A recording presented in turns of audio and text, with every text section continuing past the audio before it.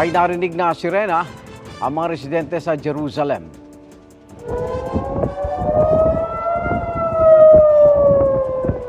Babala ito na may paparating na rocket attacks mula sa Gaza.